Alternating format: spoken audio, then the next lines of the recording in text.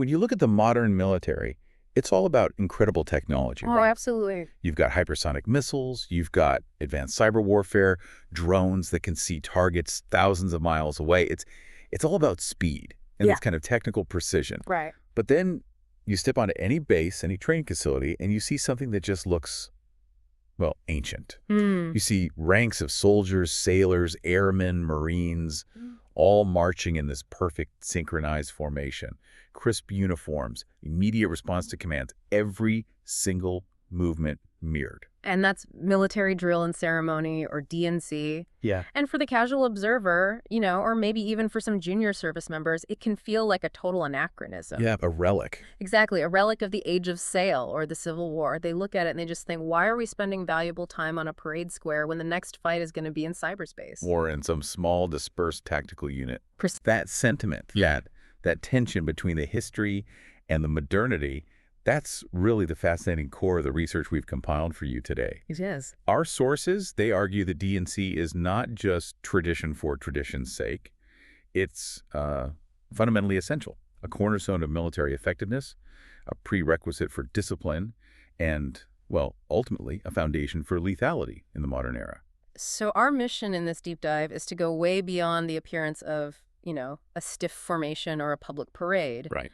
We are going to unpack the very serious tactical, psychological, and leadership benefits that drill provides. And we're also going to confront those modern arguments, claiming it's obsolete. And crucially, we're going to examine the systemic failures in standards and leadership that have, unfortunately, kind of allowed this perception of DNC as useless to take hold. Yeah, across various services. Okay, so let's unpack this. I think we need to start with the core definition. Before we can even get into the why, we have to be really clear about the what. Absolutely. So, military drill, at its simplest, is defined as the trained, patterned behavior of soldiers. Okay. It covers all the movements and formations that service members do, sometimes with equipment, rifles, flags, guidons, and sometimes without. So it's that immediate, non-negotiable response to a specific, learned command. That's it. It sounds simple, but that concept underpins almost everything else. I mean, the philosopher John Adams hinted at this back in 1775. Oh, wow. He was talking about the Continental Army, and he basically said, if we are to defend ourselves against the British, we need more than a gathering of angry farmers. We need discipline and drill and regulations. Drill is the practical application of discipline. Okay, so when we talk about drill, I think most people just picture one single activity. But our sources are meticulous about breaking this down. Yeah, they are. The intent of the marching actually dictates the style. We're dealing with, what, 3 distinct primary types? That's vital for you to grasp. Not all marching is created equal, and mistaking the purpose of one type for another, that's often where the whole modern critique just falls apart. So let's start with the flashiest one, the one the public usually sees, which is ceremonial drill. Correct. Ceremonial drill is focused entirely on formal events. Like parades, honor guards. Right. State funerals, retirement parades, changes of command. The marching itself, the movement, it's a means to an end. Okay. Here, precision and presentation are just absolutely paramount, not because it's tactical, but because the value is in rendering honors, preserving traditions, and stimulating what we call esprit de corps. And you see this at its highest form with groups like the Old Guard at Arlington National Cemetery. Or the United States Marine Corps Silent Drill Platoon. The level of perfection they demand it's dizzying, but its purpose is tradition and respect. Which is fantastic for those high-profile moments, but the foundation, the actual military necessity, that lies in the second type, regulation drill. Or basic drill, yeah. This is the core curriculum of every single basic training and officer candidate school in the world. This is the close order drill, what we often just call foot drill. And it involves all those standard, repeatable movements and commands? Yes. And its explicit purpose is threefold: to train soldiers, to instill initial discipline, and to build that fundamental coordination. Whether they're stationary or marching in a squad, a platoon, this is the backbone. And regulation drill itself is broken down even further by equipment. It is. If you're manipulating a rifle or a sword or a saber, that's arm drill. The manual of arms. That's a central component, yep. And if you're performing movements without any of that equipment, it's just unarmed drill. For a basic recruit, mastering both is. It's the nuts and bolts of showing immediate discipline compliance. Okay, so that leaves us with the third type, which is where the artistic side of the skill shines through, exhibition drill. Right. This is designed purely to impress, to entertain, and to demonstrate mastery through these intricate marching patterns, high-speed body movement, and really complex rifle manipulations. And even that gets subdivided. It does. The biggest category, which our sources mention a lot, is scholastic exhibition. Okay, what's up? This is all about creativity and skill in competitive settings, mostly through groups like JROTC or SROTC at the high school and college levels. Right, I've seen videos of that. The routines look less military and almost more chor choreographic. But that's a great word for it. Then you have the more restricted form, sometimes called ceremonial exhibition. And this is where the high-level honor guards fall. Exactly. They perform at an exhibition level of skill, all the spinning, the intricate passes, but they do it within a strictly enforced, traditional, service-specific framework. So they can't just make up anything they want. No, not at all. They are very restricted in how creative they can be because even their exhibition has to respect the uniform and the event they're supporting, And then finally you have independent exhibition. which is generally civilian-based. It's individuals or teams competing with these dazzling rifle spinning routines focused purely on individual skill and complexity. So when you look at all three of these types, you realize that military drill is really a spectrum. It is. It ranges from rendering honors to building core discipline and finally all the way to demonstrating individual mastery. And if we bring it back to that core, that fundamental reason, the objective statement. Right. The Army's TC 321.5 guidance says the goal is deceptively simple: to efficiently move a group of individuals from one location to another. Efficiently. Yeah. That's the key word there, isn't it? It is.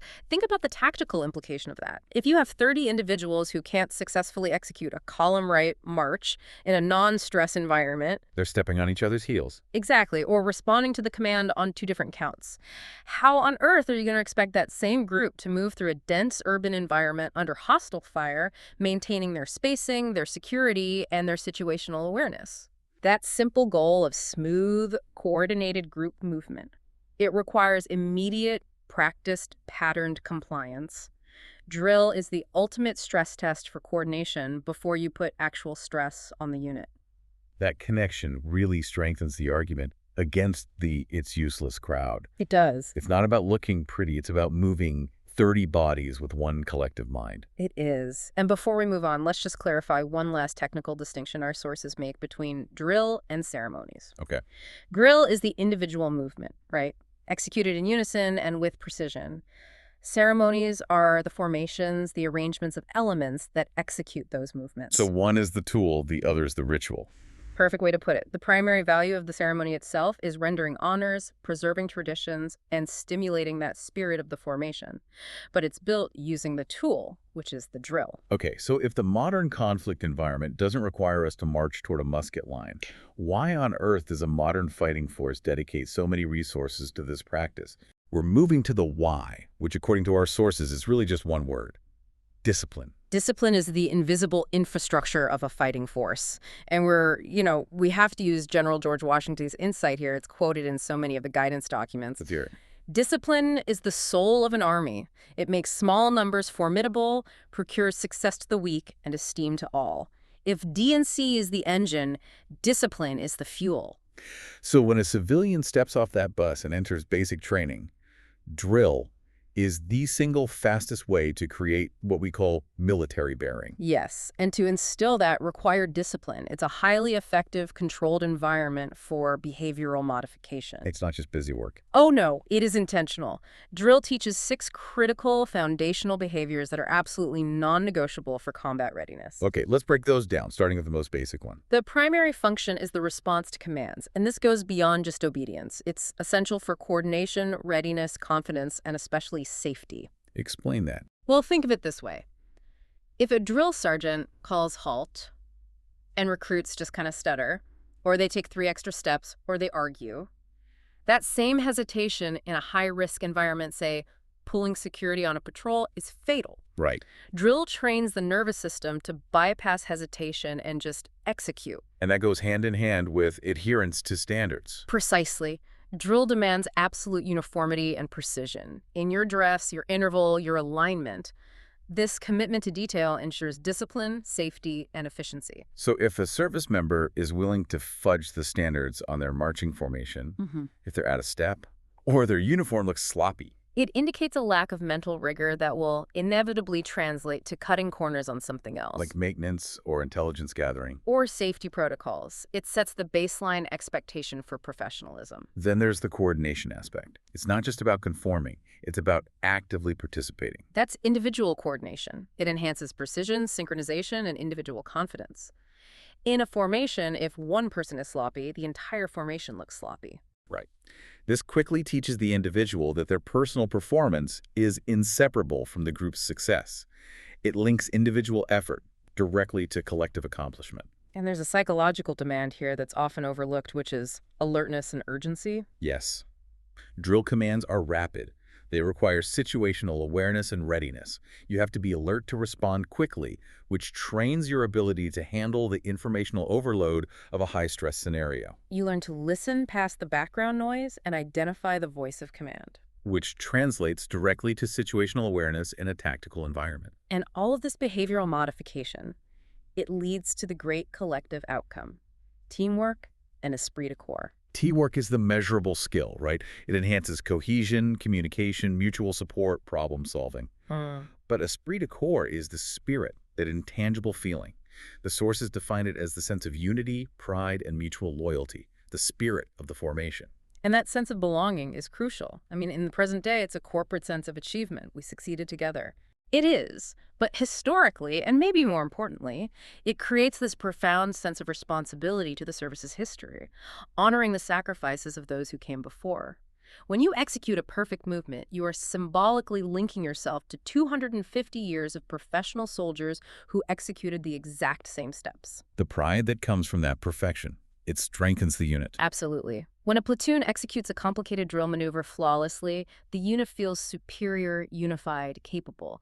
That feeling translates directly into confidence under pressure. This brings us to what I find to be the most interesting paradox for a civilian air: leadership development through obedience. Right. The Marine Corps order, MCO 5060.20L, is extremely direct on this. It says the object of close order drill is to teach Marines by exercise to obey orders and to do so immediately in the correct way. Close order drill is one foundation of discipline and esprit de corps. So the sources are making a very strong claim here. Mastering the act of following orders promptly and precisely is explicitly stated as the beginning of leadership. But wait, how? In the civilian world, we value independent thought, questioning authority, innovation, the opposite of immediate obedience. Why is the military saying that submission to authority is the necessary first step toward leading? Because you have to understand the system you intend to lead. Okay. The 1960 Air Force Manual, AFM 50-14, addresses this very conflict. It states that on the drill field, the individual first learns the absolute necessity of discipline, the need to respond to vested authority, and to recognize the immediate visible effect of their individual actions on the group as a whole. I see. Only once you understand the weight of that responsibility and the systemic requirements of command and compliance can you effectively issue those commands and manage the system. Learning to follow is the beginning of leadership. It's mastery of self and system before mastery of others. That makes a lot of sense. So leadership isn't just about giving orders. It's about understanding the consequence of those orders on the collective body. And drill is the easiest, most visible way to see that consequence in real time. Yeah. If you tell your squad to turn and they mess it up, you know you failed as a leader or an instructor. Right. It forces immediate accountability for the execution of the command. And this connects perfectly to the final behavioral outcome, which is attention to detail. Precision is demanded in every single performance, from a weekly retreat ceremony all the way up to the guard change at the Tomb of the Unknown Soldier. And this exactness, it translates into overall unit effectiveness and professionalism. You cannot tolerate sloppy execution on the parade ground and then expect surgical precision when you're maintaining a fighter jet or calculating artillery coordinates. It's the same mental muscle. It is. The sources stress that the mental muscle required for perfect foot spacing in a formation is the same mental muscle required to ensure the correct torque is applied to a safety bolt. Drill is the practice field for mental rigor. All right, let's address the elephant in the room: historical necessity. Drill was originally created because it was tactically necessary for survival. It was. We need to ground ourselves in that history to understand why the argument for its relevance has changed so much. Historically, D&C was a hard military requirement. It was literally a matter of life and death. It serves strategic functions that modern technology has mostly rendered obsolete. So walk us through those major historical uses. Okay, first and foremost was battlefield maneuverability. In the age of muskets, formations were everything. Precise marching was the only way to ensure cohesive movement, tactical execution, and shifting mass in combat. If your lines broke, you were done. Your entire unit was routed. And that cohesion was also necessary for firepower. Right, mass volley fire. Absolutely. Drill coordinated the timing for that complex 12-step process of loading, aiming, and firing muskets.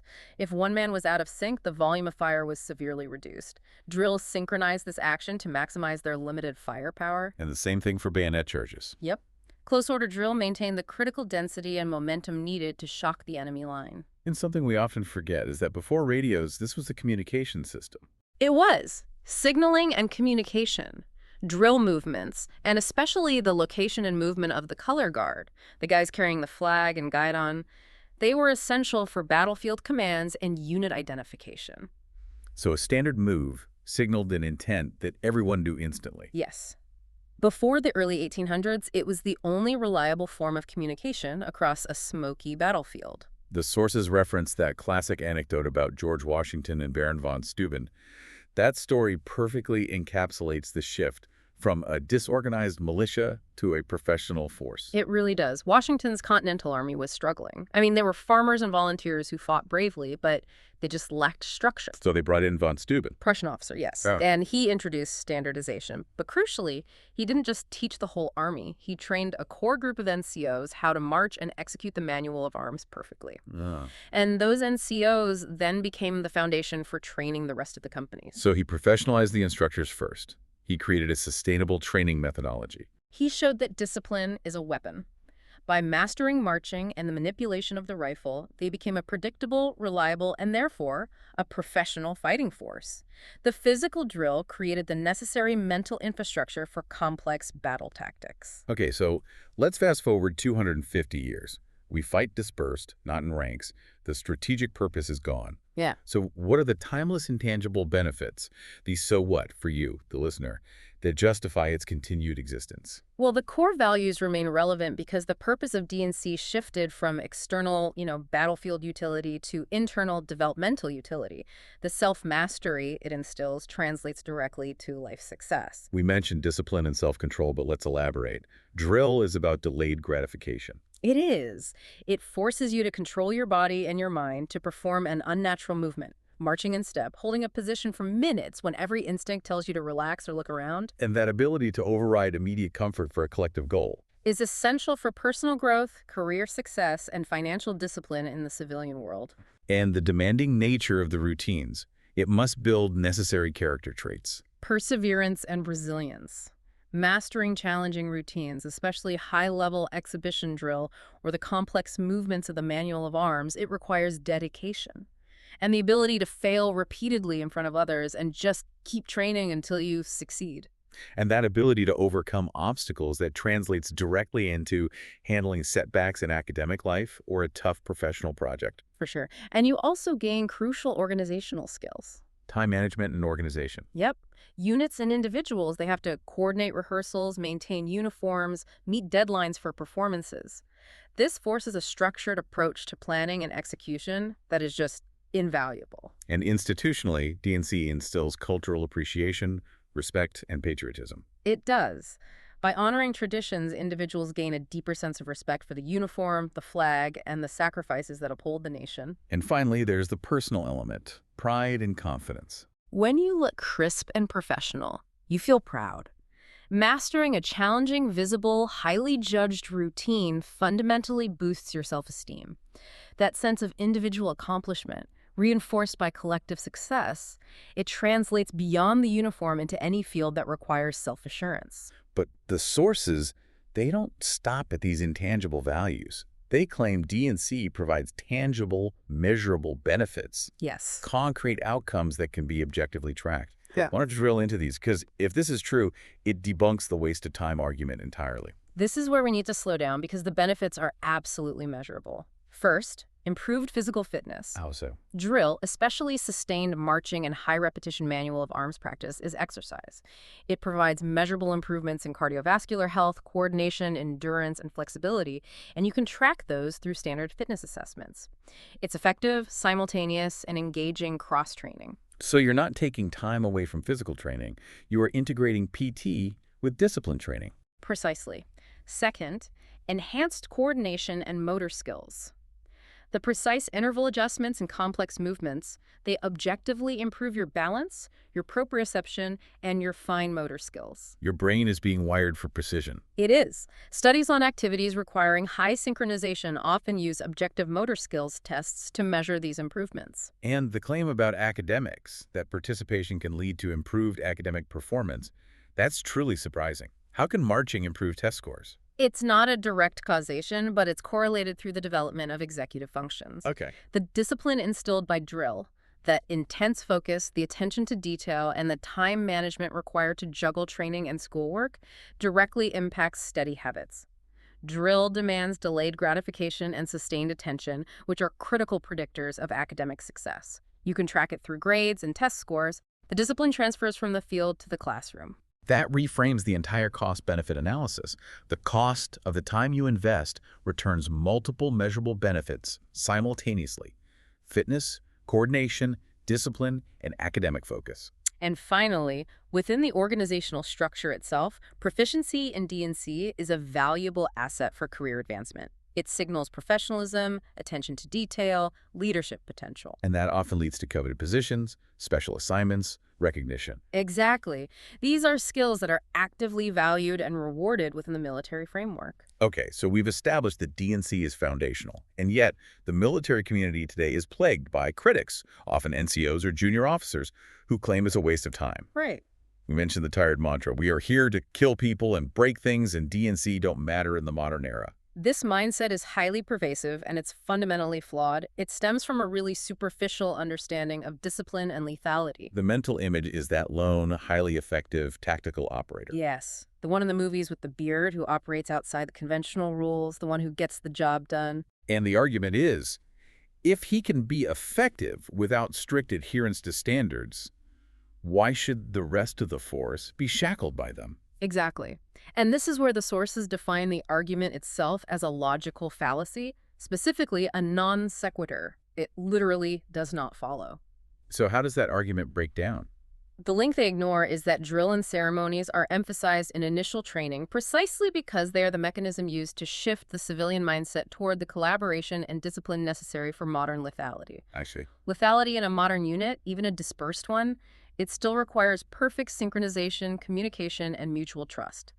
That trust and synchronization are practiced on the drill field first. The standards aren't mutually exclusive with fighting proficiency. They are foundational to it. So you don't get to the bearded operator stage without first internalizing the core discipline that's taught in those early phases. You don't. The core rebuttal is, we do warlike things to the best of our ability, and we do our best in drill and ceremonies when required. The two are complementary, not competing. They reinforce each other. They do. Yeah. And the sources outline other common logical fallacies used by critics that we should probably acknowledge. Like the appeal to tradition. Yes, that critics claim D&C only continues because we've always done it that way, and they just ignore the measurable psychological and developmental benefits we just discussed. Or the false dichotomy, the idea that you have to choose between being an effective warfighter or adhering to D&C standards. It's a false choice. Competence requires both. And then there's the straw man argument, misrepresenting supporters by saying they believe D&C is the only way to achieve discipline. Which no one is claiming. No one makes that claim. They simply say it's one of the best tools. So while these criticisms are often based on flawed logic, the failures in D&C standards today are very real. Very real. And the sources trace the root cause back to the degradation of governing guidance. This is the systemic failure that leaders need to recognize. This regulatory discussion is a bit technical, but it's absolutely crucial. You have to understand this strong to weak principle. Okay, explain that for us. It's a governance principle.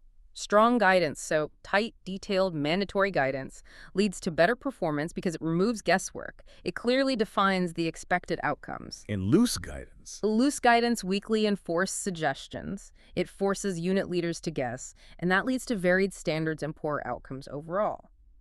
The analogy is simple.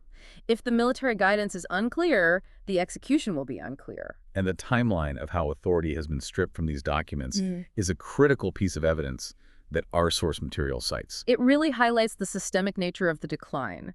So historically, the U.S. military relied on strong, authoritative field manuals. But look at the Army's shift. The governing document for DNC was the powerful field manual, FM 22-5. And in the military, an FM means this is the definitive procedure for executing a task. It's not a suggestion. It's not.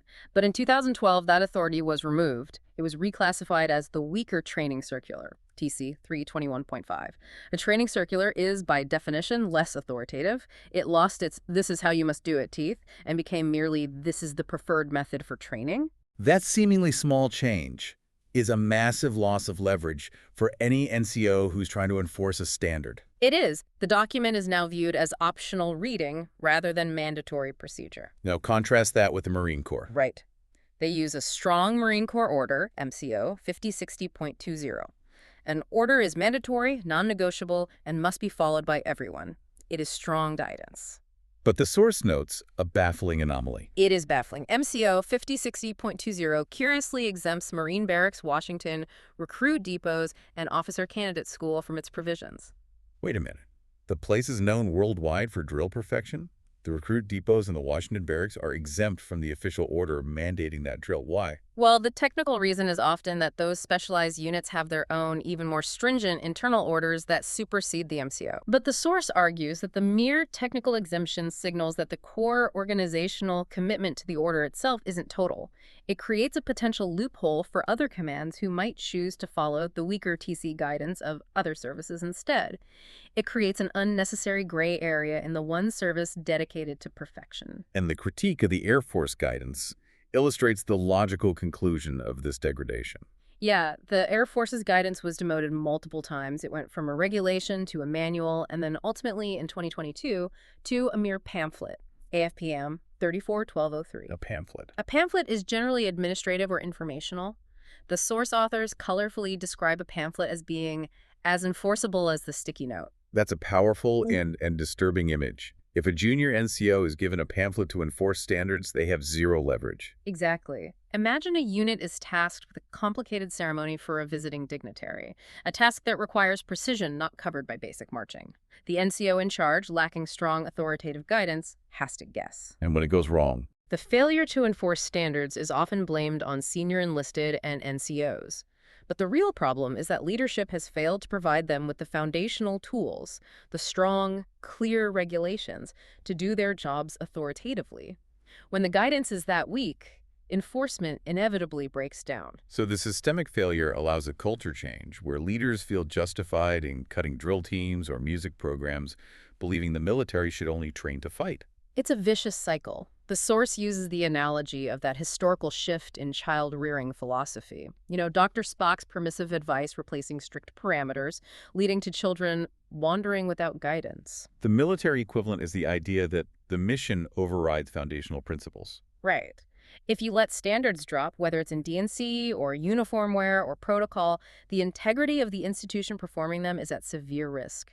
When the parade is sloppy, it signals a deeper mental sloppiness. So if the problem is systemic failure and lax standards driven by weakened regulations, the solution has to be both cultural and practical. We need to talk about how to restore DNC effectiveness. The solution begins with a fundamental reframing of time management.